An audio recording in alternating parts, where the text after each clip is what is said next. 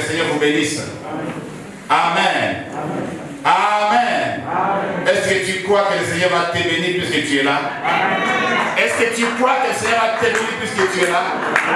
Mais je t'informe que tu es déjà béni au nom de Jésus. Amen. N'attendez pas que le Seigneur te bénisse, mais tu es déjà béni au nom de Jésus. Alléluia. Gloire à Dieu. Nous voulons continuer avec notre enseignement sur l'usage des dons spirituels que nous avons commencé le dimanche passé. Et nous avons commencé à voir ensemble comment nous pouvons trouver l'équilibre entre les dons que l'Éternel nous donne avec l'usage de ces dons-là. Alléluia. Et comment nous pouvons aussi nous comporter par rapport à ça. Ceux qui ont reçu des dons et ceux qui n'ont pas reçu des dons, comment nous pouvons nous comporter? Comment trouver l'harmonie entre ces choses? Alléluia. Comment trouver l'harmonie entre ce que Dieu nous a donné, ce que Dieu nous a accordé? Nous avons vu la fois passée que chacun de nous a reçu quelque chose de Dieu. Je croyais que tu allais dire Amen. Alors tu ne crois pas encore que tu as reçu quelque chose de Dieu. Je t'informe que tout enfant de Dieu né de nouveau a reçu quelque chose de Dieu. Amen. Alléluia. Alors nous avons reçu grâce sur grâce, des bénédictions sur bénédictions. Des dons sur dons. Alléluia. Pour les uns, ces dons-là sont spectaculaires. Pour les autres, ils ne sont pas spectaculaires. Ce ne sont pas des dons qui crient. Ce sont des dons tranquilles, mais qui opèrent. Alléluia.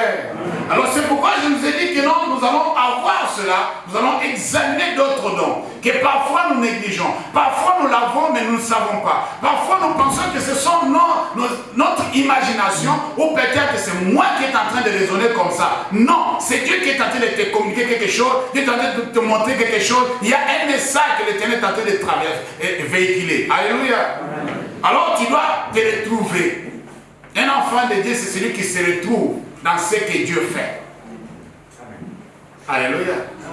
La Bible dit que lorsque Jésus est ressuscité des morts, il a commencé à expliquer aux apôtres, à ses disciples de l'époque, dans toute la Bible, tout ce qui les concernait.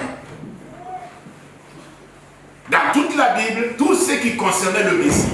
Il a commencé à les expliquer ces choses. Chacun de nous se trouve dans la Bible. Je dis bien, chacun de nous se trouve dans la Bible. Il y a un verset qui te concerne dans la parole de Dieu. Un verset particulier. Un verset qui peut changer toute ta vie. Un verset qui peut te révolutionner. Un verset qui peut t'amener dans une autre dimension. Un verset qui te fera voir Dieu comme tu n'as jamais vu avant. Il y a un verset qui te concerne. Les jours où tu entreras en contact avec ton verset, ta vie ne sera plus la même. Alléluia. Amen, chrétien. Et nous avons vu ensemble, bien aimés dans le Seigneur, puisque nous sommes basés, et nous allons continuer là où nous sommes limités, sur les dons de prophétie. Là, nous avons vu ensemble que si ces dons ont été donnés dans 1 Corinthiens chapitre 14, verset, à partir du verset 1er, on a commencé à lire, mais au verset 3, la Bible nous dit que non, le don de prophétie a été donné pour édifier, pour exhorter et pour consoler. En quelque sorte, dans la loi de Dieu, voilà comment les dons de prophétie ont été donnés. Et ces dons-là, lorsque ces dons sont exprimés ou exercés, on doit trouver dans ce qui sort comme message cette édification, cette exhortation ou cette consolation. Et cela s'opère non chez toi ou, je ne sais pas, sur la route, mais la Bible nous dit et nous éclaire que cela s'opère lorsque nous sommes ensemble. Lorsque nous sommes en réunion de prière, Dieu peut parler. Et lorsqu'il décide de parler, il utilise des dons de prophétie pour pouvoir communiquer un message spontané. Alléluia. Amen, chrétien. Il décide de pouvoir nous parler à travers celui qui a les dons de prophétie pour nous dire quelque chose que ni le prédicateur, ni l'enseignant, ni le modérateur n'avaient médité avant. Mais que l'Éternel décide de pouvoir dire tout de suite là, puisque Dieu sait qui est venu dans la salle. Et pourquoi la personne est venue.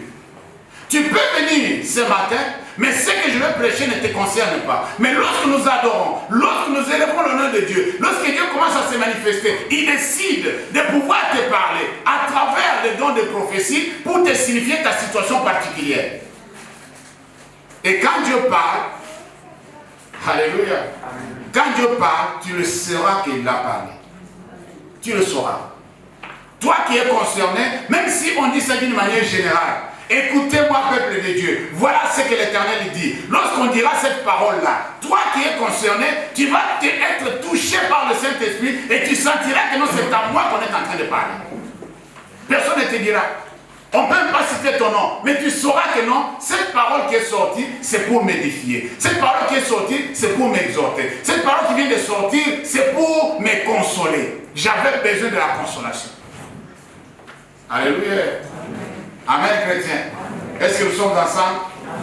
Oui. À partir de là, nous avons compris que non, l'Éternel a décidé de pouvoir nous parler, nous communiquer à travers ces dons-là au moins spectaculaires. Et tous ceux qui ont ces dons-là doivent aussi apprendre à pouvoir le contrôler et le maîtriser. Nous avons vu ça le dimanche passé. On ne va pas revenir là-dessus. On va juste continuer aujourd'hui pour expliquer comment nous pouvons nous comporter aussi par rapport à ces dons. Nous qui sommes là, comment nous pouvons nous comporter? Comment l'Église doit se comporter par rapport aux gens qui ont reçu des dons, par exemple le don de prophétie? Je dis que je vais parler d'autres dons, je ne vais pas oublier les autres, je vais les parler aussi. Je vais expliquer aussi. Je vais expliquer aussi ces dons-là, comment ça fonctionne, comment nous pouvons découvrir cela dans la vie d'une personne. Alléluia. Comment une personne peut comprendre que non, voilà, j'ai ces dons-là. Alors, l'Église ou la communauté, ou nous qui n'avons pas ces dons-là, j'ai un autre don, mais la personne qui a ces dons de prophétie, comment je peux me comporter par rapport à cette personne? Qu'est-ce que je peux faire? Quelle est ma contribution? Qu'est-ce que je peux apporter de plus? Alléluia. C'est ce que nous allons voir par la grâce de Dieu. C'est pourquoi je vais nous demander de se tenir debout. Nous allons lire la parole de Dieu. Nous sommes dans le livre de 1 Thessaloniciens chapitre 5. C'est là où on va commencer ce matin. 1 Thessaloniciens chapitre 5. Je commence à lire à partir du verset 16 jusqu'au verset 24. 1 Thessaloniciens chapitre 5 verset 16 jusqu'au verset 24. La Bible dit ceci: soyez toujours joyeux, priez sans cesse, rendez grâce en toutes choses, car c'est à votre égard la volonté de Dieu en Jésus-Christ. Verset 19. N'éteignez pas l'esprit. 20. Ne méprisez pas les prophéties. 21. Mais examinez toutes choses. Retenez ce qui est bon. 22. Abstenez-vous de toute espèce de mal. 23. Que le Dieu de paix vous sanctifie lui-même tout entier, et que tout votre être, esprit, âme et le corps soient conservés irrépréhensibles lors de l'avènement de notre Seigneur Jésus-Christ. Verset 24. Celui qui vous a appelé est fidèle, et c'est lui qui le fera. Parole du Seigneur. Amen. Merci, vous pouvez vous asseoir. Ici, nous sommes en train de voir ce cheminement, cette combinaison de principes qu'un enfant de Dieu doit respecter pour pouvoir arriver à expérimenter la main de Dieu ou la grâce de Dieu dans sa propre vie. Et la Bible dit que non, tout commence par ce que nous appelons l'attitude de la personne, l'attitude des chrétiens. Les chrétiens est appelé à être toujours joyeux, quelles que soient les conditions, quelles que soient les circonstances. Je crois que tu allais dire Amen. Je vais vous expliquer, si Dieu nous donne le temps, je vais expliquer ces choses.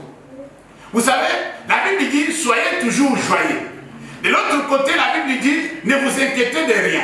Vous avez déjà commencé à comparer les deux pour comprendre ce que la Bible veut faire sortir dedans. Alléluia. Essayez un peu de comparer, de méditer entre les deux. Soyez toujours joyeux, ne vous inquiétez de rien. Mettez les deux ensemble, commencez à méditer les deux là. Vous allez comprendre beaucoup de choses. Si Dieu nous donne le temps, ça ne fait pas partie du sujet du jour, mais on va en parler. Mais lorsque la Bible dit que soyez toujours joyeux, la joie d'un chrétien, la joie d'un enfant de Dieu doit avoir sa source. La joie d'un enfant de Dieu doit avoir son objectif. Alléluia. C'est-à-dire, la source de notre joie, c'est Jésus. L'objet de notre joie, c'est Jésus. Alléluia. Amen, chrétien. C'est lui qui est la source de notre joie. Lorsque tu as reçu Jésus comme Seigneur et Sauveur, tu n'as pas intérêt à pouvoir promener le regard inquiet. Tu es dans le vrai. Tu es dans le Tout-Puissant.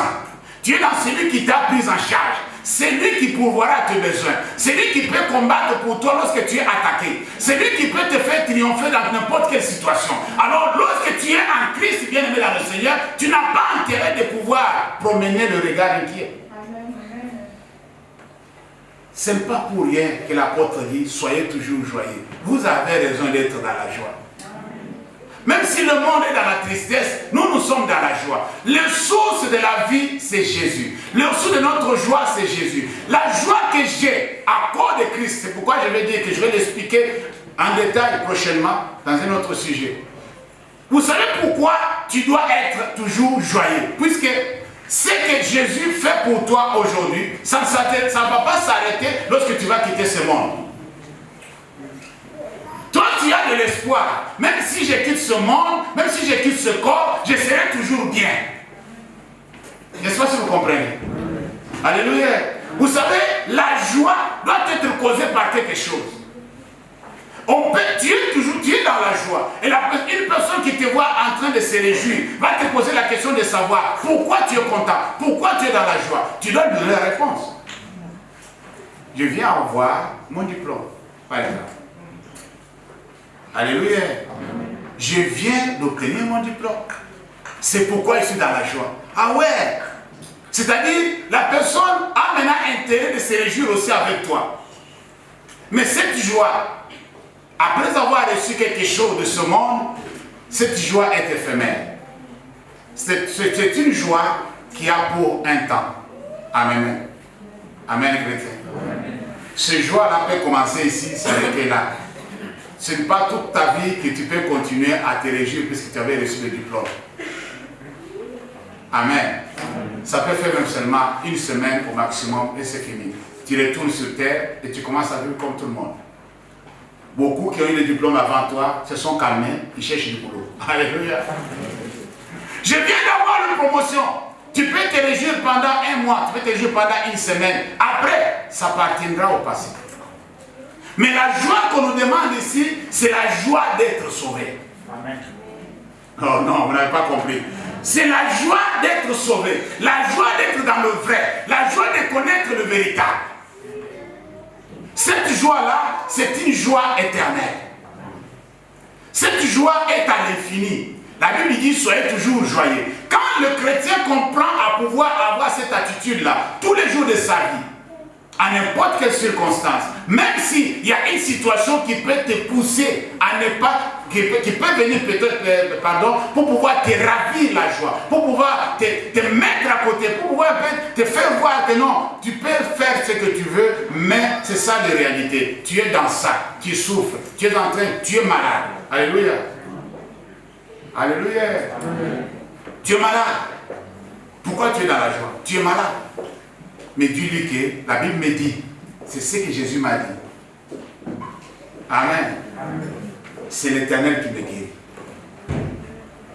Même si je sens que je suis malade, c'est pourquoi il y a d'autres personnes qui disent que non, la santé a débordé, je ne suis pas malade. Puisque le malade dans le Seigneur, ça n'existe pas.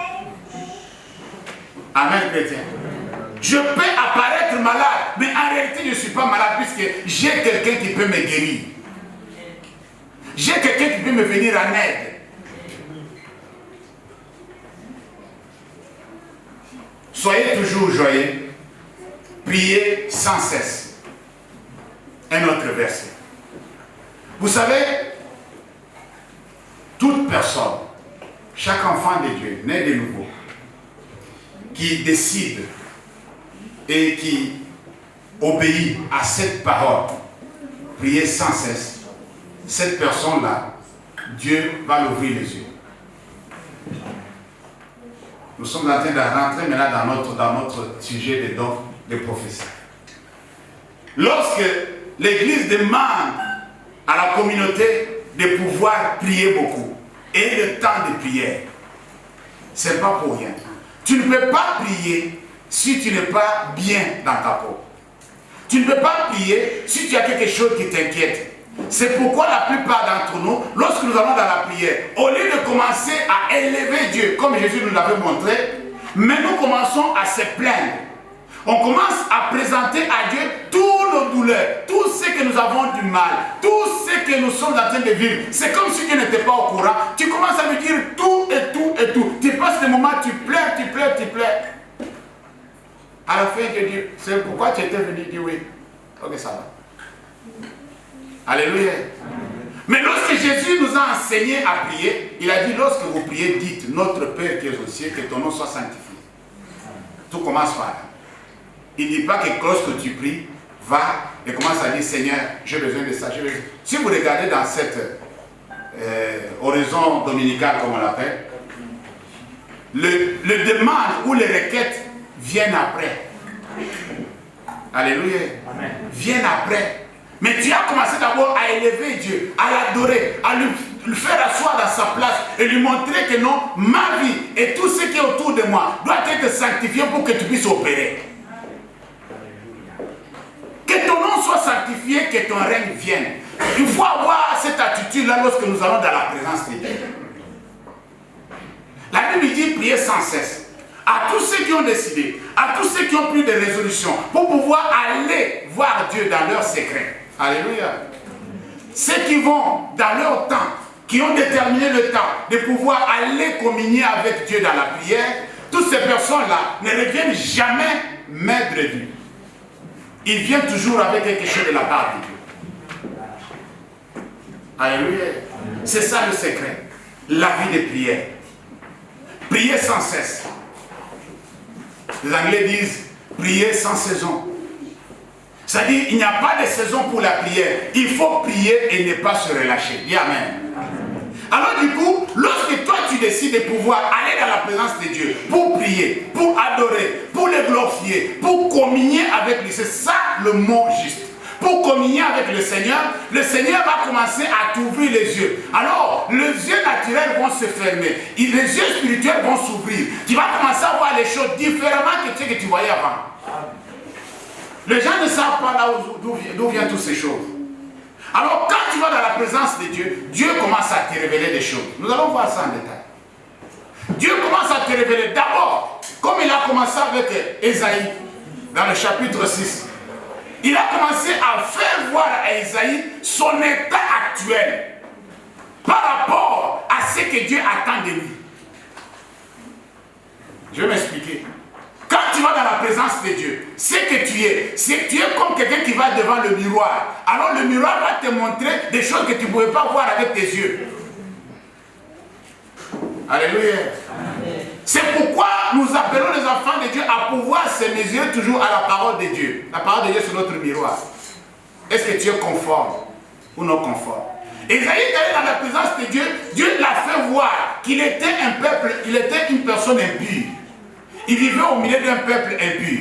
Alors lui-même l'a dit, vraiment, je ne suis pas digne. Alléluia.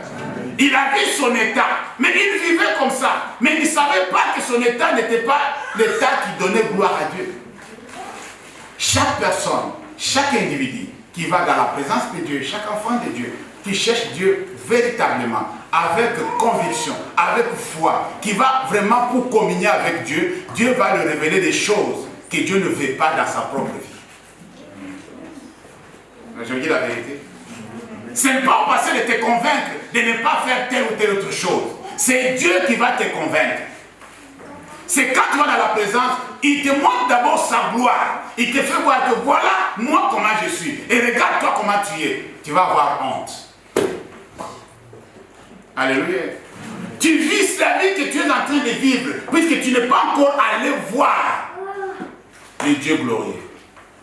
Les jours tu iras le voir. Tu vas communier avec lui. Le jour où il va te révéler ce qu'il est, bien aimé dans le Seigneur, tu vas te repentir. Tu vas te dire, mais tout ce temps ici, j'étais dans ça. Alléluia. Tout ce temps ici, je faisais ça. Je croyais que c'était des bonnes choses. Ce n'était pas quelque chose que Dieu approuve. Chaque enfant de Dieu qui va à la recherche de cette communion permanente avec Dieu, il ne restera jamais sans quelque chose de la part de Dieu. Quand quelqu'un va à la présence de Dieu, Dieu lui fait des cadeaux. Dis Amen. Dieu lui fait des cadeaux. C'est pourquoi nous avons vu dans le chapitre 14 que Dieu donne à chacun des dons comme lui veut. Comme il veut. Alléluia. Il donne comme il veut. S'il décide de te donner ça, il te donne. Il te donne ça. Alors tu ne peux pas dire à Dieu que pourquoi tu m'as donné ça et toi tu ne m'as pas donné l'autre. Non. C'est lui qui décide à donner à chacun comme lui veut. Alors, celui qui va dans la présence de Dieu, il doit recevoir. Et ce que tu dois recevoir dans la présence de Dieu, la Bible nous a dit que non, ce n'est pas pour ton utilité, c'est pour l'utilité commune. Dis Amen. C'est pour que tout le monde puisse en bénéficier. Quand tu viens avec quelque chose de la part de Dieu, c'est pour que ton entourage et les gens qui sont autour de toi puissent en bénéficier. Dieu ne donne pas quelque chose à quelqu'un pour lui seul.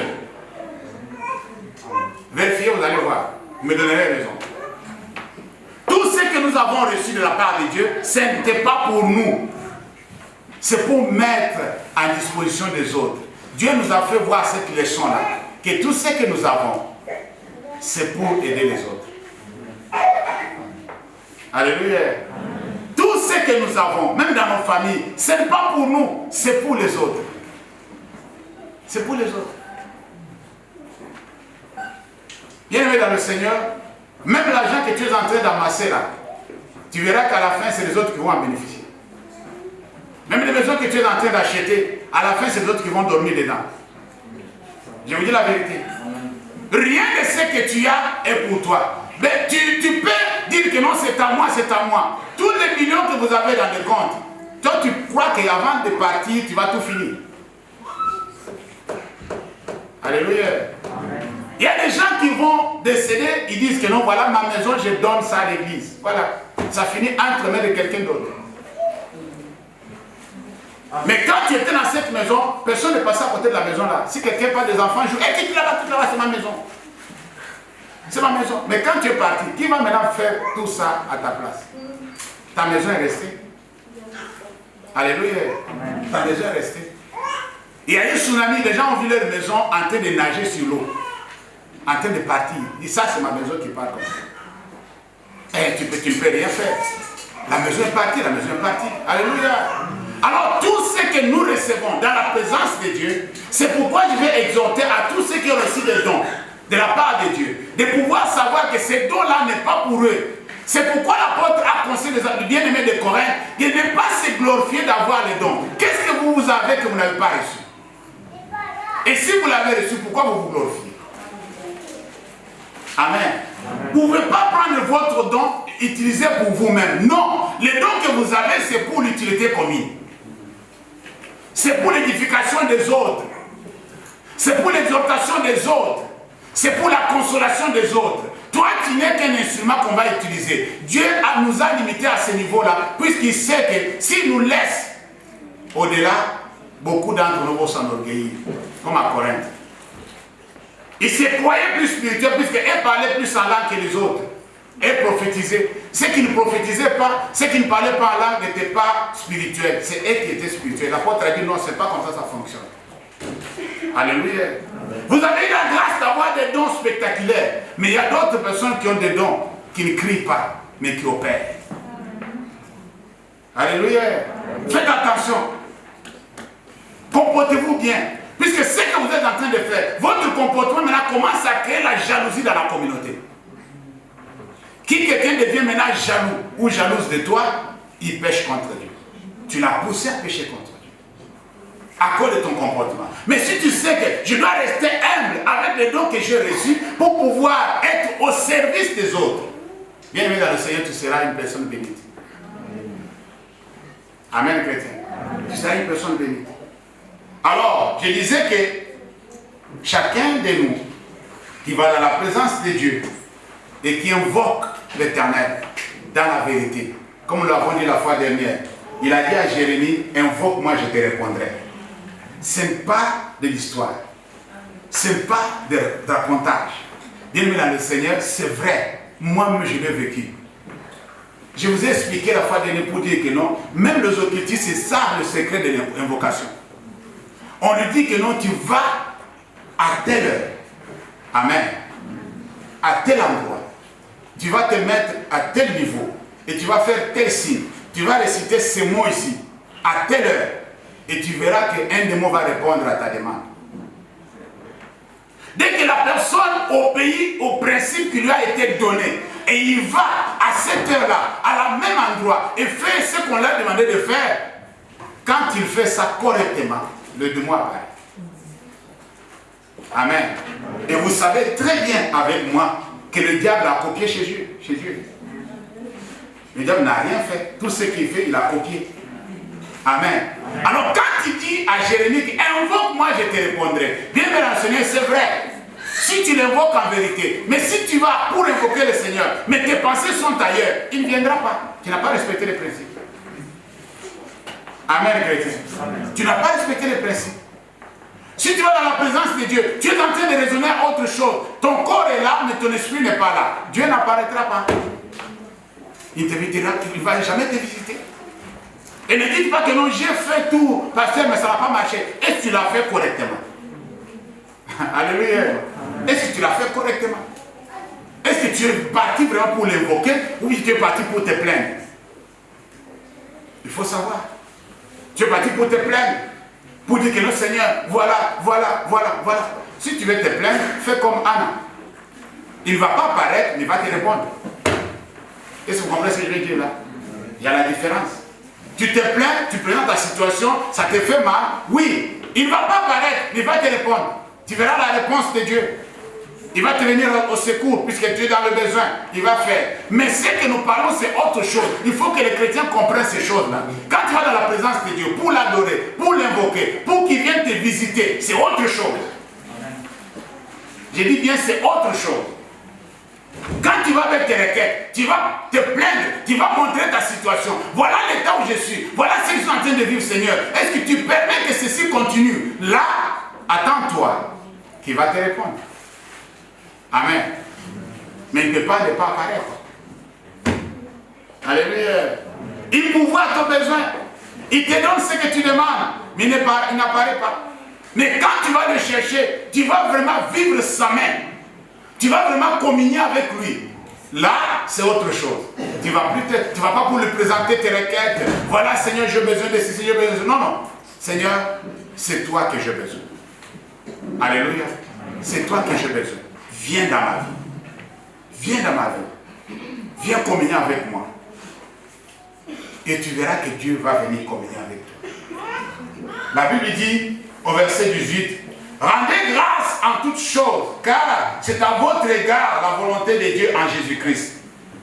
Vous savez bien aimé dans le Seigneur, cette attitude-là doit être notre vie de tous les jours.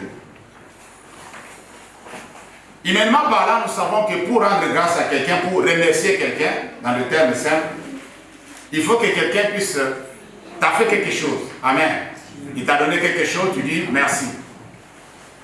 Mais dans cette situation ici, il y a la chose que Dieu a fait pour toi et pour moi, que personne ne le fera et que lui-même ne le fera plus jamais. Alléluia. Amen, chrétien. Pourquoi le chrétien doit rendre grâce à Dieu continuellement? Pourquoi le chrétien doit être toujours reconnaissant toute sa vie sur la terre? Quel que soit son état, quelles que soient ses conditions, quelle que soit sa position sociale, mais ce chrétien-là doit être toujours, à tout moment, reconnaissant à Dieu. Pourquoi? Alléluia. Ce que Dieu a fait pour toi, personne d'autre ne pouvait le faire. Amen. Et ce que Dieu a fait pour toi, il ne le fera plus jamais. Il l'a fait qu'une fois. Alléluia.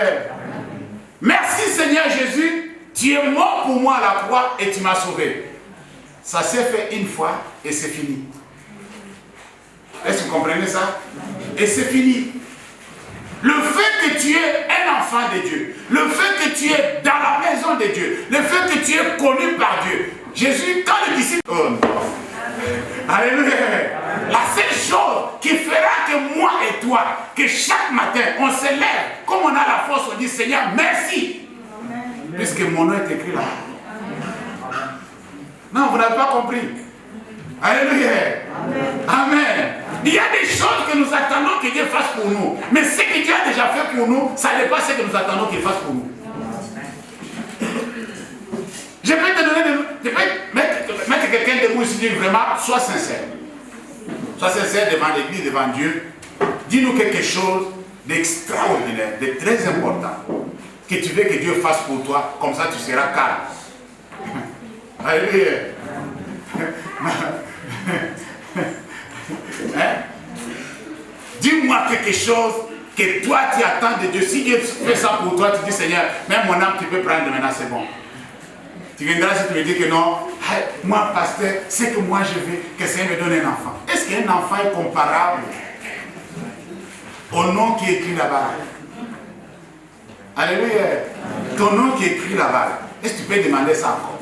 Vous savez, ça m'étonne que la chose la plus importante, la chose la plus extraordinaire, la chose que je ne pouvais même pas penser à demander, Dieu l'a fait avant que je lui demande. Non, vous n'avez pas compris. Dieu l'a fait pour moi avant que je n'étais pas encore qualifié. Je n'étais pas encore dans le bain. Je n'ai pas prié. Je n'ai pas gêné. Mais Dieu m'a sauvé. Alléluia. Combien plus faut raison maintenant que je suis dans le bain? Qu'est-ce qui peut me résister encore? Qu'est-ce qui peut me résister encore? Est-ce le document? Alléluia. Est-ce le travail? Est-ce la maison? Est-ce le boulot? Je ne sais pas, je ne sais pas. Qu'est-ce que je peux demander encore à Dieu qui peut être au-delà de ce qu'il lui a fait pour moi? Alors le chrétien doit revenir en lui-même et voir d'abord ce que Dieu a fait et lui dire merci tous les jours de sa vie. Même si tu es sur le point de mourir, Seigneur, merci. Merci que tu m'as donné encore le souffle de dire merci. Merci Seigneur. Puisque merci, le merci que tu donnes à Dieu, c'est un merci éternel. C'est-à-dire, quand tu es dans sa présence, tu vas comprendre réellement que non, moi, le merci que je lui avais dit sur la terre, ce n'était pas suffisant. Quand tu vas comparer tout ce qu'il a fait pour toi, quand tes yeux vont s'ouvrir, tu vas commencer à comprendre en réalité ce que Dieu a déployé comme effort pour faire de toi ce que tu es devenu. Tu vas dire, Seigneur, je ne cesserai jamais de te dire merci. Et mes merci aussi ne seront jamais assez. Alléluia. Mes merci aussi ne seront jamais assez. Alors, nous devons toujours aller dans la présence de Dieu avec action de grâce. Amen, les chrétiens. Ne soyez pas ingrats. Oh non, je ne me sens pas. Non, pour faire quelque chose à Dieu, tu ne dois pas sentir. Tu dois le faire parce qu'il a fait pour toi. Alléluia. Tu dois pas, non, parfois je ne me sens pas, parfois je ne suis pas motivé. Non, ça ne demande pas la motivation. Tu dois imposer cette motivation à toi. À cause de ce que Dieu est. Puisque ta position, ou le sentiment que tu as maintenant, ou le sentiment que tu auras demain, ou le sentiment que tu avais hier, ça ne peut pas changer la position de Dieu. Alléluia. Ça ne peut pas changer la position de Dieu. Parfois quand je dis ce terme-là, alors les autres disent que parce que tu aimes trop dire ça. Dieu s'en fout de ce que tu es en train de vivre. Il s'en fout. Il veut que tu reconnaisses que c'est lui le maître. C'est lui qui t'a pris en charge. C'est lui qui est au contrôle de la situation. Toi, tu dois compter que sur lui. Tu ne peux pas laisser nulle part ailleurs. Alors donne-toi tout entier. Sans réserve. Tu n'as pas été. Alléluia. Tu n'as pas intérêt de réserver quelque chose. Non. C'est pourquoi lorsqu'une personne va dans la présence de Dieu, lorsqu'une personne commence à communier avec Dieu, Dieu commence à lui montrer ses défauts et ses qualités. Alléluia. Amen, chrétien. Il y a certaines choses que nous, les responsables, par rapport à l'expérience, par rapport à la révélation de Dieu, je découvre que nous, la sœur a telle chose, a telle chose. Mais quand cette sœur va vraiment dans la présence de Dieu, Dieu va l'éclaircir de toutes ces choses-là. Amen, chrétien. Tes défauts et tes qualités seront clairs devant Dieu. Et tu vas comprendre réellement quelle est la personne que tu es. Ton état spirituel, que tu as entendu les gens dire que non, et tu connais son état spirituel. Toi, tu veux connaître l'état spirituel de celui-là. Mais ton état spirituel, tu connais. C'est une question que je pose. Et je me pose aussi. Amen, chrétien. Tu as intérêt de savoir l'état spirituel de celui-là. Mais ton état spirituel, tu sais. Alléluia. Quelle est ta position par rapport à Dieu? Si on donne la note au ciel entre 1 à 10, on peut te donner combien dans la vie chrétienne? Si on peut donner la note, on peut te donner combien? Toi-même, donne-toi la note.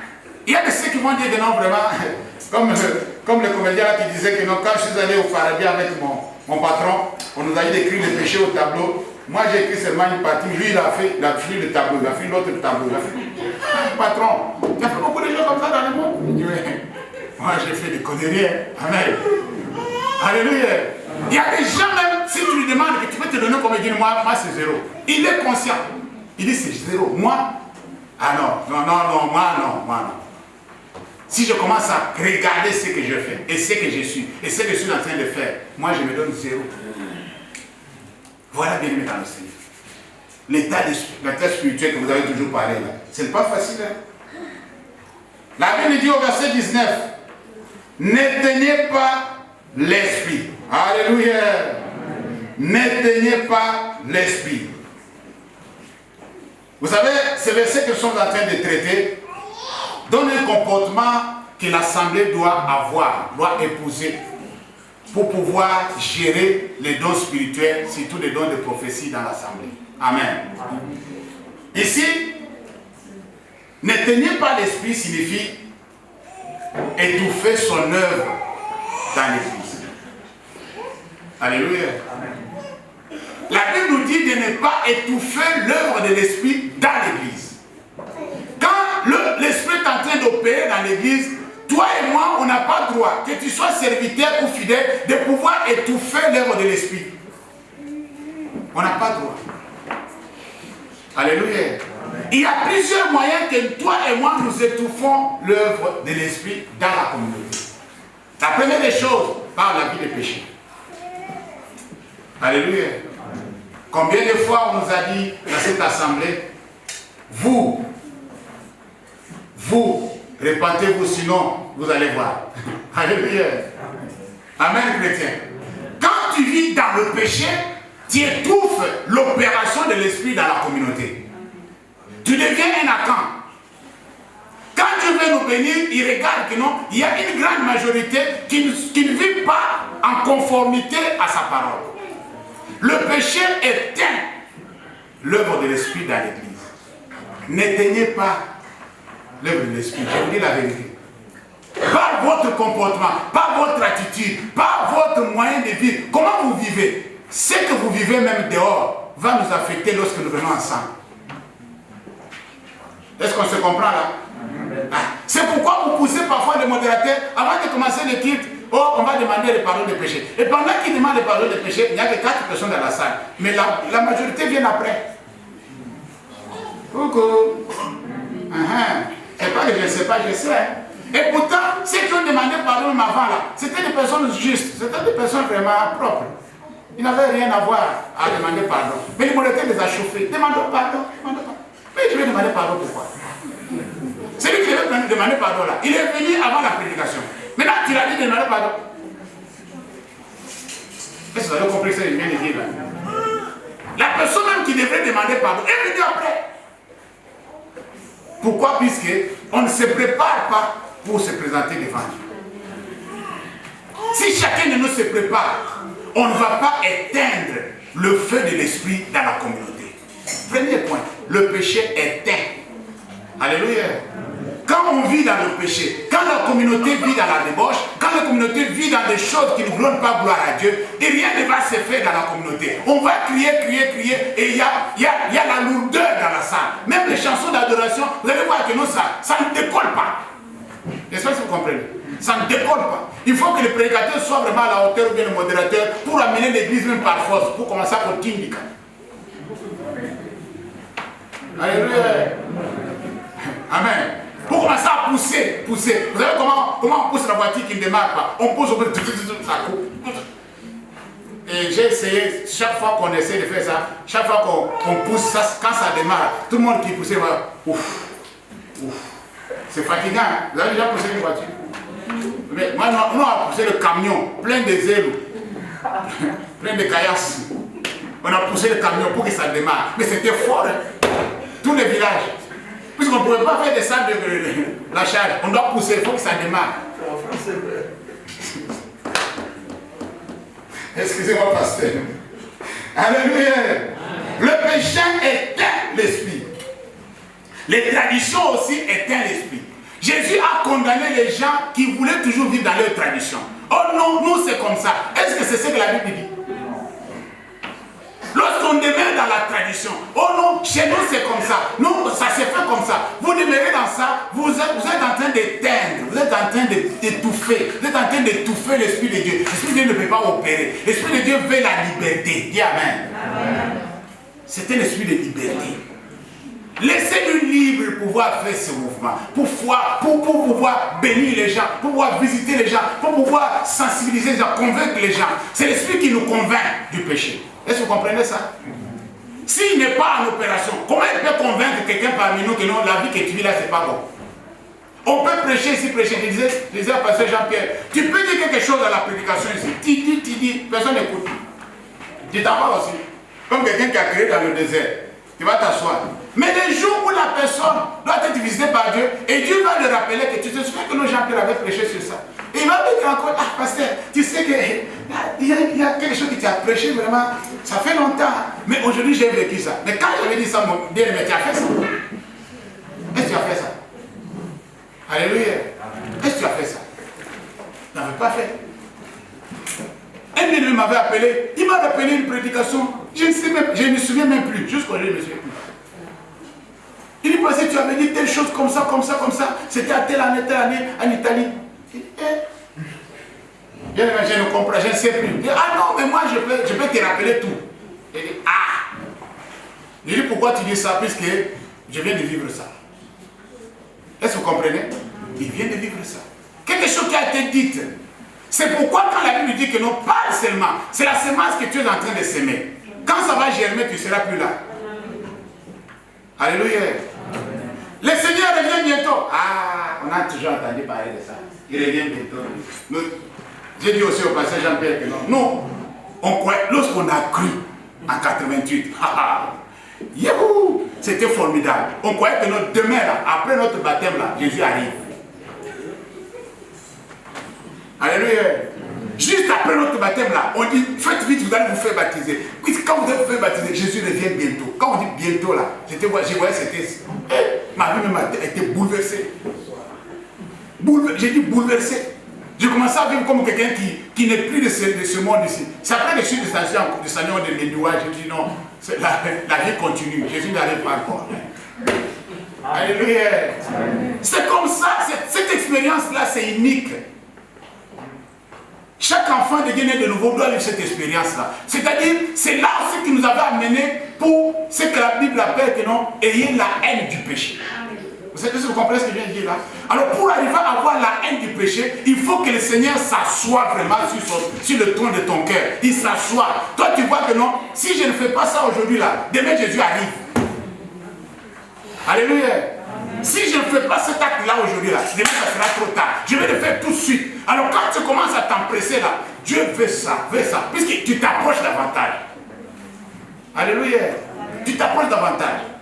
Et quand je vis, après quelques années, j'étais déjà bien posé, bien calme. Quand je vis encore d'autres bien-aimés en train de se bousculer, je dis ouais, bien, mais ça va passer. Jésus va venir, mais ça va passer. C'est un moment qui va passer. Alléluia. C'est un moment qui va passer. Tu vois, la chaleur là, c'est le moment du zèle. Tu vois que le zèle là, ce qu'on appelle le zèle là, ça va commencer à fabriquer, à se faire en toi. Tu seras tellement zélé, tu vas dire que ouais, s'il arrive demain, moi je suis prêt. On s'en va. Tout ça, je laisse. Vous savez pourquoi? Vous ne vous êtes jamais posé la question pourquoi le bien-aimé de l'église primitive vendait leur maison. Oh non, on n'a pas encore compris. Avec Jésus, c'est compliqué. Les gens là, ils sont venus dans le Seigneur, ils avaient leurs biens, ils avaient des voitures, comme aujourd'hui, ils avaient des maisons. Mais quand ils ont cru, quand le réveil chauffait là, quand le Saint-Esprit travaillait, ils voyaient des manifestations, ils voyaient des miracles, ils voyaient des gens se convertir, des fétichés renoncer à leurs fétiches, le magicien en train de se repentir. Les gens commençaient à voir que non, là, les apôtres là, ils ont raison. Demain, Jésus arrive. Alléluia. Amen, chrétien. La Bible dit qu'ils ont commencé à vendre les maisons, puisque la vie, ils trouvaient une belle vie dans l'église. Ils avaient mis tous ensemble. Tous ensemble. Et la Bible dit que le Seigneur envoyait toujours, chaque jour, ceux qui avaient cru.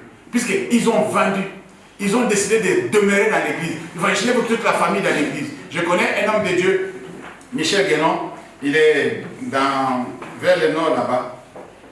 Et cet homme, je l'ai connu depuis l'Afrique. Je l'ai connu depuis l'Afrique, puisque je le suis souvent, je suis ses messages. Je l'ai connu à travers le vieux Osborne, puisque c'était un enfant de Osborne aussi. Et ce monsieur-là, qu'est-ce qu'il a fait? Jusqu'aujourd'hui, jusqu'à maintenant, puisqu'il est encore en vie, jusqu'à maintenant, là, lui, il vit comme à l'église primitive. C'est-à-dire, son église est dans un château, au nord de la France. Il y a un château bien là. Plusieurs fois, on l'a accusé, c'était un secte, la police est passée là-bas, ils ont fait des enquêtes, tout ça, où ils escroquent les gens, tout ça. Après, c'était tombé dans l'eau. Je connais l'histoire. Ce monsieur, ce pasteur, dans ce château-là, tellement qu'il y a beaucoup de logements, il y a des salles, il y a tout ça, tu connais dans le château, il y a beaucoup de choses. Il a logé des familles de son église. Il a logé de bien-aimés, c'est-à-dire, tu quittes chez lui là, tu vas au boulot, tu reviens là pour dormir. Tu reviens là pour dormir. C'est-à-dire, le culte là-bas, même si on a confiné, on n'a pas confiné, et ils sont pas dedans. Est-ce que vous comprenez ce que je viens de dire là? C'est-à-dire, chaque soir, il y a un moment où tout le monde vient autour d'une grande table pour pouvoir manger ensemble avant d'aller dormir. Ils mangent ensemble, ils prient ensemble, comme à l'église primitive. C'est-à-dire, ils ont vendu leur maison, ils sont venus habiter au château avec le pasteur. Ça existe aujourd'hui en France. Comment? Alléluia. Amen, chrétien. Et le gars, il gère ça depuis des années. J'étais en Afrique il y a une vingtaine d'années. Je connais ce monsieur-là. Jusqu'aujourd'hui, ça existe. Et les gens sont sortis de lui. Des grands pasteurs sont sortis de là. Et vous voyez aussi que non, la vie ensemble là, Dieu fait des grandes choses lorsque nous sommes ensemble. Alléluia. Amen, chrétien. Alors on me dit, avec le zèle, avec l'empressement, sachant que Jésus arrive, Jésus revient bientôt, puisqu'il a même dit à ses disciples que non, quelques-uns parmi vous là, ils ne vont pas mourir, je vais revenir. Vous vous souvenez de ça? Quelques-uns parmi vous, vous allez voir l'avènement du Fils de l'homme. Il dit, là c'est fini. On va faire un effort. Alléluia. On va faire un effort. Alors nous devons comprendre aussi une chose. Notre tradition étouffe ou freine l'épanouissement ou les dons spirituels dans l'église. Dis amen. Il y a aussi un autre point. Vous savez, on peut aussi étouffer les règles et les réglementations humaines lors des cultes d'adoration éteint aussi le Saint-Esprit. Je vais m'expliquer. Vous savez, on est là, on adore. C'est pourquoi la plupart des fois, j'ai discuté aussi avec des modérateurs pour dire que non. Vous savez, la façon de faire le culte comme nous faisons là, la plupart des fois, le Saint-Esprit n'est pas content. Qui a dit qu'on va commencer par l'adoration, finir par l'exaltation, finir par la louange? Qui a dit que ça doit être comme ça? Vous savez, notre organigramme là, notre programme là, parfois ça va à l'encontre de ce que l'Esprit va faire. Et ça, vous me comprenez. Alléluia. Mais si du moins, nous sommes à l'écoute du Saint-Esprit, on peut commencer avec la louange. On loue, on s'assoit, on écoute la parole de Dieu. Aujourd'hui, on ne va pas adorer. Non, aujourd'hui, on ne va pas adorer. On ne va pas adorer. Le Saint-Esprit a voulu qu'on loue. Est-ce que vous comprenez ce que je viens de dire là? Alors, on étouffe avec nos réglementations, avec nos principes de culte. Voilà, le culte va commencer par ça, ça va finir par ça. Ça, c'est la tradition. Alléluia.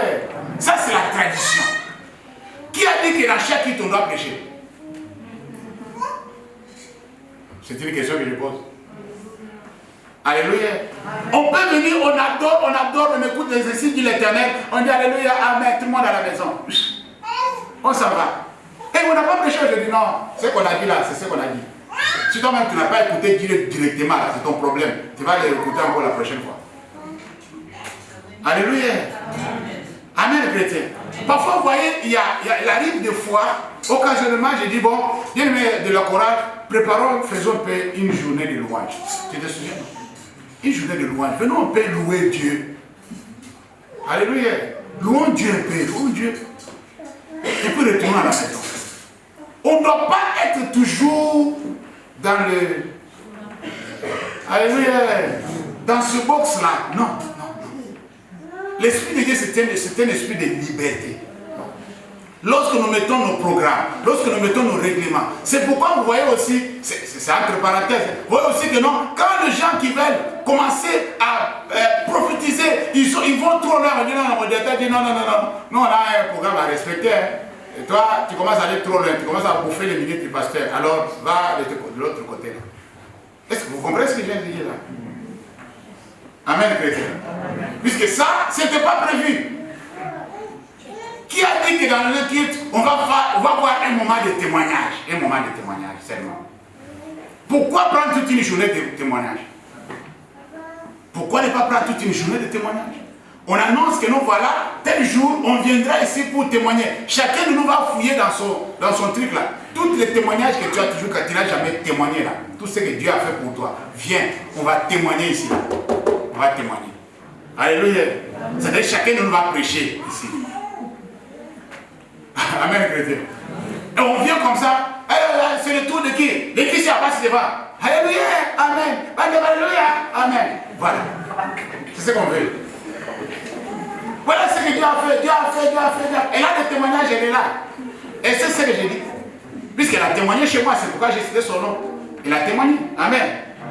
Alléluia. Alors, maintenant, dis ça à l'église. Et que chacun de nous soit édifié. Pourquoi on doit rester toujours dans le cadre? Pourquoi on doit rester là? Pourquoi on doit rester? Nous, c'est comme ça. Non. C'est en quelque sorte étouffer l'œuvre de l'esprit dans la communauté. Amen, chrétien. Est-ce que nous sommes ensemble? Amen. Le manque d'unité aussi éteint l'esprit. Le chrétien, nous sommes appelés à être unis. Si nous ne sommes pas unis, le Saint-Esprit ne peut pas opérer. On est en train de le frustrer. On est en train de l'étouffer. Si on fait le chacun pour soi ici, pourquoi on vient ensemble alors?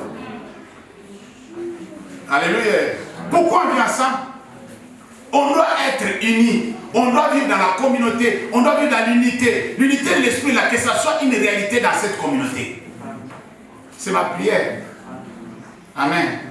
Oui, il y a des ceux, comme l'avait dit mon bien-aimé la fois dernière, il y a de ceux qui regardent encore pour voir si ça va aller loin. On va aller loin par la grâce de Dieu. Amen. Toi, tu nous regardes de loin, tu dis, je vais voir d'abord si on va aller. On va aller loin.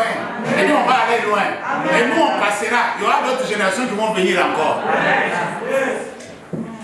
Alléluia. C'est pas quelque chose qu'un homme a commencé. C'est Dieu qui a commencé cette œuvre. C'est lui qui l'amènera jusqu'à la fin. Ce qu'on voyait à la fin, on a dit que non, c'est lui qui vous a appelé là. Il est fidèle. Hein? C'est lui qui le fera. C'est lui qui le fera. Alléluia. Ne regardez pas. Ne soyez pas quelqu'un qui est en train de nous voir de loin pour voir. Ah, ils ont dit qu'ils vont faire. On va voir si ça va faire. Je vous dis la vérité. Il y a des gens qui nous ont regardé voir si on va quitter là-bas, si on va faire. Nous, on l'a fait. Je ne cite pas. J'ai dit, les gens qui nous regardent si on va faire. Nous, on l'a fait. Vous voyez ce que j'ai dit, non? Et vous comprenez ce que j'ai dit? On ne croyait pas qu'on pouvait le faire, mais on l'a fait. Ne regarde-nous, mais tu vas voir que ça va se faire. Et on va avancer. Demain, ça sera que non, on va quitter ici pour le faire. On va le faire encore. Par la grâce de Dieu.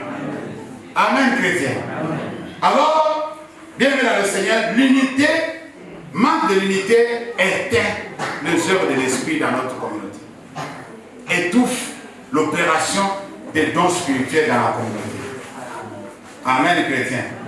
Il y a des gens aussi qui ont l'habitude de regarder les autres. Vous voyez le regard glacé là. Si quelqu'un te regarde comme ça là, il ne trouve pas la joie en toi. Il ne trouve pas quelque chose qui l'encourage. Toi, tu viens à l'église, tout le monde sait que notre frère là, il te salue mais il ne te regarde même pas en face. C'est pas bien. C'est pas bien. C'est pas bien pour un enfant de Dieu. Un enfant de Dieu, il faut transmettre quelque chose de bien aux autres. Même si on a des masques, et que la personne voit quand même tes yeux de regarder quand tu les salues. Amen, chrétien. Même si on a des masques, quelqu'un peut se lire un peu sur tes yeux là, que tu t'intéresses à la personne. Tu le communiques un peu la joie. Un enfant de Dieu, c'est quelqu'un qui voit quelqu'un venir, même si c'est la première fois, il lui montre que non, ici là, tout le monde est content. Même si ça ne va pas, on est content. Même si on est en train de gêner. Il y a des gens qui s'ils gênent là, tout le monde sait qu'ils gênent. Tout son entourage c'est KO. Oh, tu ne vois pas que je suis en train de gêner. Bien aimé, doucement, c'est pas pour moi que tu gênes, hein? C'est pour lui là. Il faut lui montrer à lui, pas à moi. Moi je n'ai rien à voir. Est-ce que moi je peux te donner? La Bible dit que celui qui fait comme ça là, il a déjà eu sa récompense. On a déjà donné. Pas les gens qui montrent qu'ils gênent là. Ces gens-là l'ont déjà récompensé. Dieu ne va rien faire. Et faites attention. Amen. Ne soyons pas trop spirituels. Soyons simples, soyons honnêtes, soyons humbles entre nous. Alléluia. C'est Dieu qui sait qui est plus grand dans la salle. C'est Dieu qui sait. Moi, je ne peux pas savoir. Dans la salle, il y a une personne qui est plus grande que les autres. Amen, chrétien. Mais si Dieu ne te révèle pas, tu ne sauras jamais. Peut-être c'est la personne que toi tu négliges. Quand il vient s'asseoir devant, tu dis, toi, assieds-toi derrière là. Il va venir ici. Attends, je vais. Ouais, il va derrière là-bas. Ça, c'est la place du pasteur. Ancien. Si tu ne sais même pas que. Si tu savais que c'est à cause de ce gars-là que le pasteur est en vie. Tu ne le sais pas. Si tu savais que c'est à cause de cette dame-là que le pasteur prêche avec onction. Tu vas te repentir, tu vas dire, hé, Seigneur, je ne savais pas. C'est pourquoi je dis que beaucoup d'entre nous seront surpris. Quand Dieu va nous ouvrir les yeux là, tu vas dire, hé Seigneur, si je savais. Mais c'est trop tard. C'est trop tard. Il faut le savoir maintenant. Il faut chercher à le savoir maintenant. Il y a ce que tu dois savoir maintenant, ce que tu feras après. Amen, chrétien. Amen. Le plus grand là, dans le royaume, Jésus a dit qu'il est plus petit que Jean-Baptiste. Ça, c'est un autre sujet. On laisse tomber. Ça, on ne peut pas rentrer dedans. Amen. Amen. Le plus grand dans le royaume, il est plus petit. C'est un enfant de course de Jean-Baptiste. Jean-Baptiste, c'était le gars du portier, quoi. Les paroles méprisantes étouffent. Sachons aussi parler aux autres. Amen. Si on parle avec mépris aux autres, on les repousse au lieu de les attirer. Changeons de comportement, ça ne change rien. Oh, moi je ne vais pas m'associer. Tu vas t'associer avec quoi? Avec qui? Toi tu penses que nous on est venus ici pour s'associer. On est venus ici pour adorer Dieu. Mais Dieu nous demande de pouvoir se traiter bien. Alléluia. Des paroles méprisantes qui repoussent les autres. Changeons un peu le langage. Même si tu n'as pas été éduqué dans ça, tu peux l'apprendre dans l'église. Alléluia. Vis comment nous vivons, vois plutôt comment nous vivons et comporte-toi bien par rapport à ce que tu as trouvé. Il dit, bon, c'est bien, hein, comme vous vivez là, c'est bien. J'épouse aussi votre façon de faire. Alléluia. Tu peux épouser notre façon de faire, c'est une bonne façon de faire. C'est-à-dire, on se prend tous comme des frères et sœurs. Amen. On ne veut pas se faire du mal. On ne veut pas se parler mal. Même si quelqu'un t'a énervé, calme-toi d'abord. Tourne d'abord la langue 7 fois avant de parler. Alléluia. Tourne d'abord la langue 7 fois avant de parler. C'est-à-dire, quand tu es en train de faire les yeux comme ça, là, la personne dit, il va dire quoi, il va dire quoi. Pendant ce temps, toi, tu tournes la langue. À la fin, tu dis que non, c'est pas grave, ma sœur. Va t'asseoir. Il dit, tu sais qu'elle m'a étonné. Moi, je crois qu'elle allait me dire des choses, mais non, c'est pas grave. Que Dieu soit loué. Puisque j'ai tourné ma langue jusqu'à trouver des mots justes pour te dire, pour te calmer et me calmer aussi. Amen, chrétien. Mais, on va voir ça avec nos mamans, avec Pasteur Jean-Pierre. Je ne vais pas entrer dedans. Parce qu'il vous attend. Amen. Amen. Alléluia. Amen. Toutes ces choses qui contribuent à éteindre l'esprit, nous devons les éviter. N'éteignez pas l'esprit de Dieu. N'éteignez pas les dons. Verset 20. Là, on nous dit quelque chose encore d'extraordinaire. La Bible dit, ne méprisez pas quoi? Les prophéties. Alléluia. Amen. Amen. Lorsque nous méprisons les prophéties, nous éteignons les œuvres de l'esprit.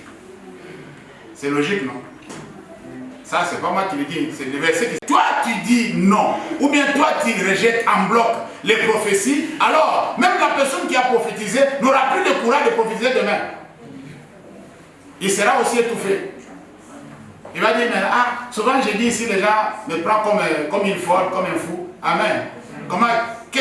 Pourquoi je peux le dire encore?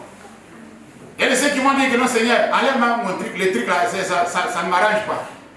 Alléluia. C'est pas ton truc, c'est pas le truc qui t'a donné, non. Dieu a fait ce choix-là, il sait pourquoi il a fait ce choix-là. S'il t'a donné à toi, il pourrait donner à l'autre. Toi, tu sais, la Bible dit quoi? Dieu ne se répand pas de ses dons. Amen. Tu peux l'étouffer, ça ne va pas partir. Amen. Tu peux l'éteindre.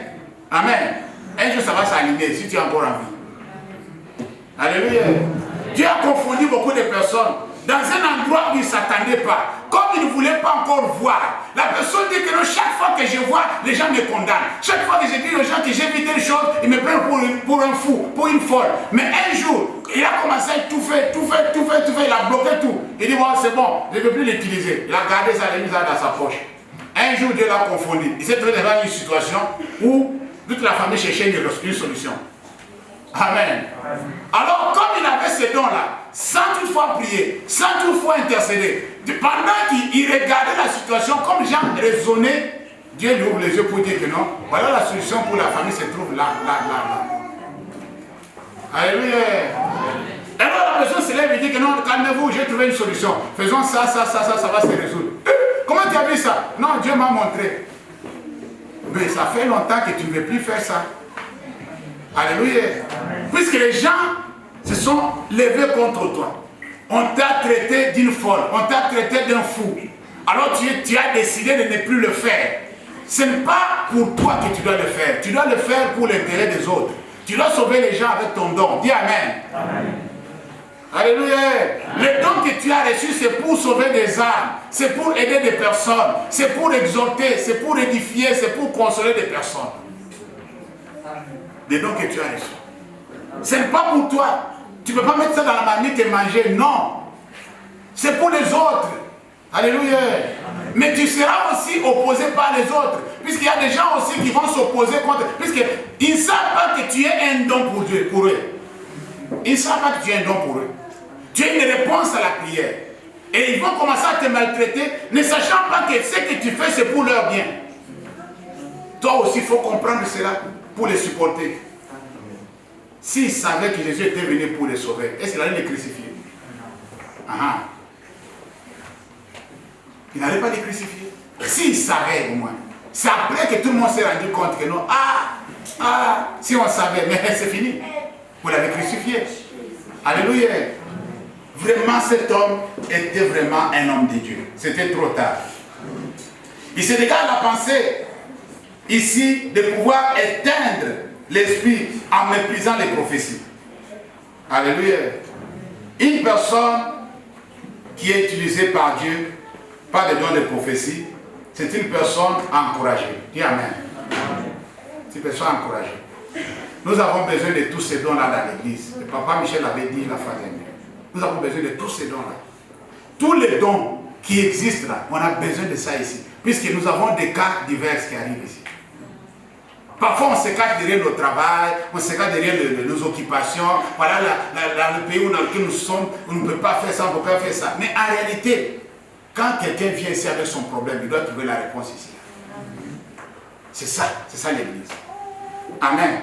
On ne peut pas venir à l'église et retourner comme on était venu. Non. Quand quelqu'un vient ici, tu pasteur, voilà, j'ai tel problème. Il ne faut pas que je commence à gratter ma tête. Je dis, maintenant à qui m'adresser? Non. S'il me dit que non, je suis dans telle situation, j'ai tel problème, je sais que non, telle personne, tel serviteur, tel servante, telle maman, telle soeur a tel don. Je fais appel. Bien aimé, viens, on va prier pour cette personne. Dans mon cœur, je sais que non, le frère là, quand on va prier, lui va voir tout. Est-ce que vous avez vu ce que je viens de faire? Moi, le pasteur, j'organise. C'est pourquoi c'est difficile. Si vous voyez, ça c'est entre nous, il ne faut pas dire à quelqu'un.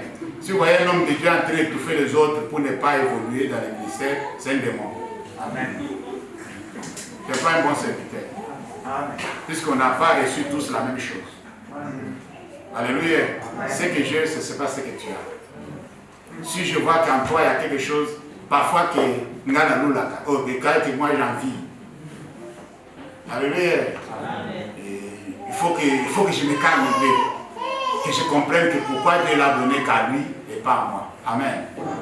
Et quand j'ai besoin d'utiliser, je dis bon, frère Marc, tu viens, je sais que dans ce cas ici, toi tu seras utile. Amen. Si on le fait comme ça, l'église va avancer. Mais si je commence à chercher, comme le soi-disant serviteur, entre parenthèses, que tout passe par lui, alléluia, pour que tout le monde voit que celui qui a l'onction, celui qui a ça, il y a des cas où on arrive avec, on les envoie dans l'équipe, dans le groupe d'intercession, il y a des gens qualifiés, il y a des gens qui ont des dons, qui ont des grâces.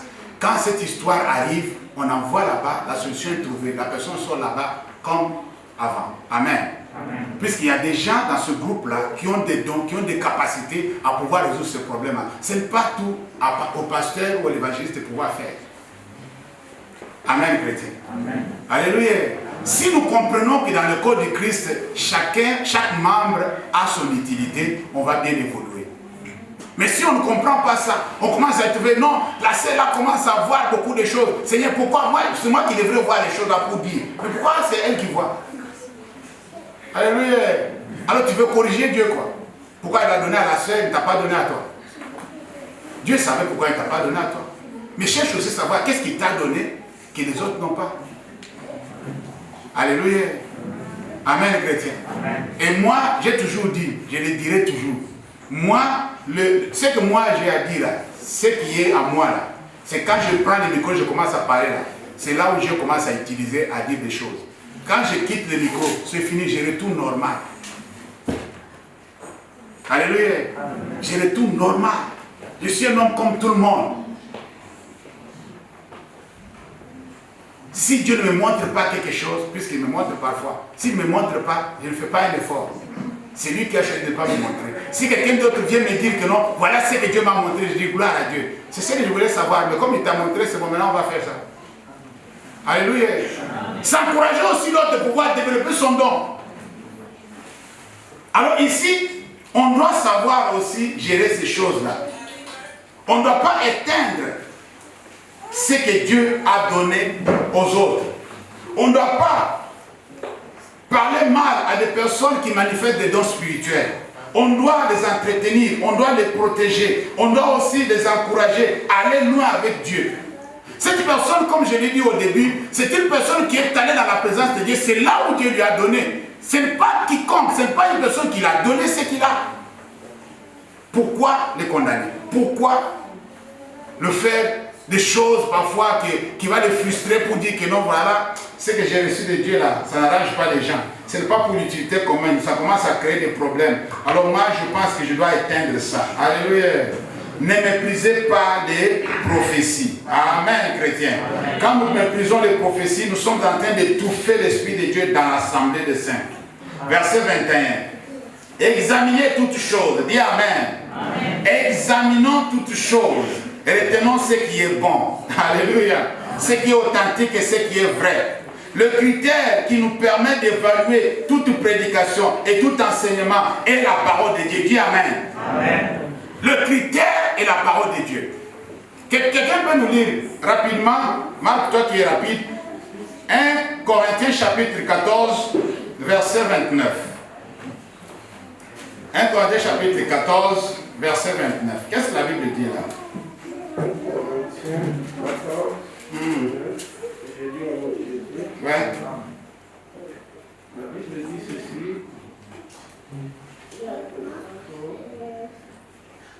Pour ce qui est des prophètes, oui. Que 2 ou 3 parlent et que les autres jugent. Merci, assieds-toi. Pour ce qui est des prophètes, ou ce qui est des prophéties, amen. Que 2 ou 3 parlent, en ordre bien sûr, on avait bien expliqué ça le dimanche dernier, et que les autres en jugent. Vous connaissez ce qu'on appelle juger?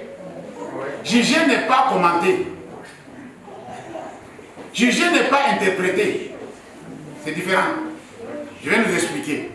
Pourquoi on appelle des juges au tribunal? Au tribunal, les juges, ce ne sont pas des extraterrestres. Ce sont des personnes qui voit une personne qui a fait l'infraction. Amen. Tu es tombé dans quelque chose, on vient avec toi, on pose non. Qu'est-ce qu'il a fait? Oh, voilà le dossier chef, il a fait ça, il a fait ça, il a fait ça. Lui, il regarde maintenant l'infraction faite à la lumière de la loi du pays pour voir quelle doit être la sanction qui a été décidée pour une personne qui a fait telle infraction. Est-ce que vous voyez ça? Le juge ne fait pas quelque chose de... Il a maîtrisé la loi. Il voit la loi, il voit l'infraction, il détermine maintenant les sanctions. C'est ça que je me fais comprendre là. Alors, nous avons vu depuis le début que non, la Bible nous dit que non, la prophétie vient pour édifier, vient pour exhorter, amen, vient pour consoler. Alors ça, c'est la loi établie de Dieu. Ça, c'est ce que la Bible nous dit par rapport à la prophétie. Lorsque la prophétie sort, lorsque les gens sont en train de prophétiser, on prend ce qu'ils ont dit, on va maintenant à la lumière de la parole de Dieu. J'espère que vous comprenez ça. Amen, chrétien. Quand la Bible dit de pouvoir juger, ce n'est pas de critiquer. Allez commencer à critiquer. Ce qu'il a dit là vraiment. Non, ce n'est pas ça. C'est pas ça. Vous critiquez facilement, vous ne savez pas juger. Quand on dit ne jugez point, c'est par rapport à la loi. Alléluia. Amen, chrétien. C'est par rapport à la loi. Les gens n'ont pas en eux la loi de Dieu. C'est-à-dire, ils ne sont pas comme des chrétiens de Béret qui, après l'enseignement, après la prédication, ils rentraient à la maison pour vérifier si ce qu'on leur avait enseigné, c'est conforme à la parole de Dieu. Est-ce que ça ressort de la parole de Dieu? Je vais vous dire une chose, entre parenthèses, selon mon expérience et selon ce que moi je vois tous les jours de ma vie dans l'église, tous les messages qu'on nous donne, tous ces messages qui viennent de Dieu, Dieu ne dit pas autre chose que ce qui a été déjà dit dans la Bible. Chrétien, il n'y a pas de nouveau. Il n'y a rien de nouveau dans ce que vous dites là. Si vous regardez ce que vous venez de dire là, dans la Bible c'était déjà dit. Comme les gens ne sont pas allés voir ça dans la Bible, Dieu le rappelle à travers son message, avec sa révélation. Il dit voilà, dis-leur comme ça. Amen, chrétien. Dieu ne veut pas ajouter encore la Bible. Puisque nous qui sommes là, on n'a pas encore utilisé toute la Bible. Je vous dis la vérité. Si quelqu'un va commencer à voir même dans sa propre vie, combien de versets tu as déjà utilisé vraiment à 100%, dis que non, ce verset-là vraiment dans ma vie, c'est mon verset. Tu peux me décider combien? Non, ça c'est entre nous. Hein. Entre nous. C'est-à-dire, tel verset-là, vraiment dans ma vie, ça c'est mon verset. Tu vas voir, si tu as même seulement un verset, tu es heureux. Que tu fais quand même à 100%. Tu es heureux. Puisque toute la Bible là, personne n'a encore pratiqué toute la Bible. Alors Dieu n'a pas besoin de pouvoir inventer d'autres choses. Tout ce qu'il nous dit à travers des messages, à travers des révélations, ça doit avoir des références dans la Bible. Il nous renvoie à la Bible. Vous allez voir, il y a un verset qui parle de cela. Alléluia. Amen. Je viens bientôt, c'est déjà dans la Bible. Il ne va pas changer le vocabulaire. Il va vous dire toujours, quelqu'un se lève dans la foule et dit, mais écoutez-moi, je viens bientôt. Oui, c'est déjà dans la Bible. Amen. Alléluia. Écoutez-moi, répentez-vous. Oui, c'est déjà dans la Bible. Ça, c'est ma maison. Oui, c'est déjà dans la Bible. Jésus même a dit aux pharisiens, ça, c'est la maison de Dieu. Ce que vous faites, ce n'est pas bien. Ce message-là est déjà dans la Bible. Si vous n'avez bien expliqué, bien compris que non, dans la maison de Dieu, on doit avoir un comportement approprié, alors ce message-là ne viendra pas. Amen. Oui, c'est un constat d'échec. Comme je l'avais dit, c'était mardi. Hein? Je parlais d'un constat d'échec. C'était mardi ou passé ou jeudi. Oui, quand Dieu fait le constat d'échec, c'est-à-dire on doit revoir cette situation-là. On va revenir pour pouvoir remédier à la situation. Oui, je vais finir par là. C'est la faute à Tony, puisqu'il m'avait donné un retard. Bienvenue dans le Seigneur. Les critères qui nous permettent d'évaluer toute prédication, c'est la parole de Dieu. Dieu, amen. Oui, il y a parfois des abus. Le Saint-Esprit a la liberté de s'exprimer d'une manière différente d'un frère à l'autre. Et pour remédier, il ne faut pas éteindre l'esprit. Dis amen. On ne doit pas éteindre quoi? L'esprit de Dieu. Ne méprisez pas. examinons toutes choses. Retenez ce qui est bon. Amen, chrétien. Quand on dit d'examiner, c'est comme il y a un dossier, tu commences à examiner, tu vois quand même, est-ce qu'il y a des fautes, il y a des arguments qui ne sont pas appropriés, est-ce que c'est conforme à ce qui a été dit depuis le début. Alors quand tu examines, tu vas voir que non, ce qui a été dit, c'est bien ou ce n'est pas bien.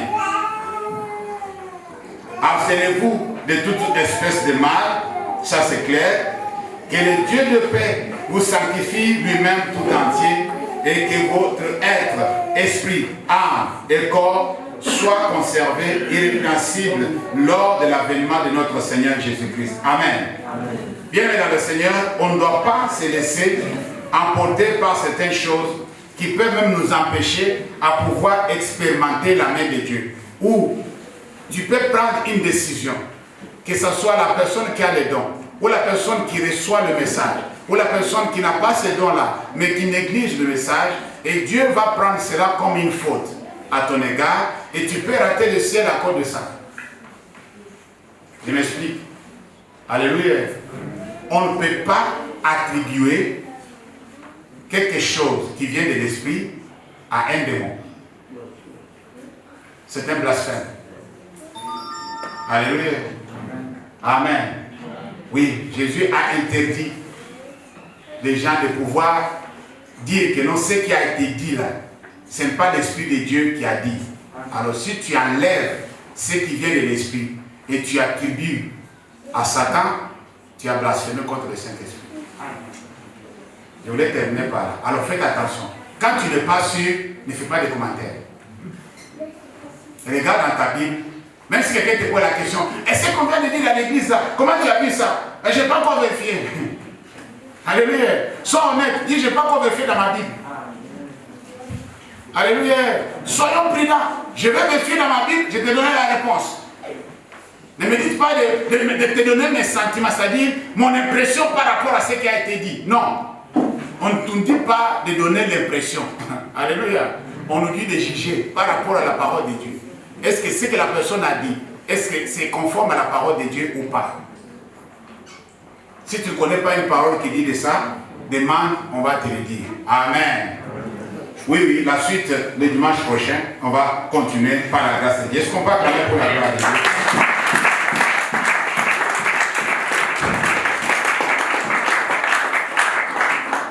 Amen.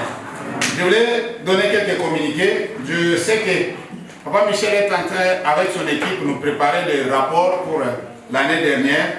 On va vous donner la date qu'on va expliquer et comme nous avons dit, ça sera en mars ici. On va faire d'ici fin du mois. On va le faire pour s'acquitter de tout ce que nous avons parlé. Aujourd'hui, nous avons décidé de pouvoir faire l'offrande spéciale. Est-ce qu'on peut acclamer pour la gloire de Dieu?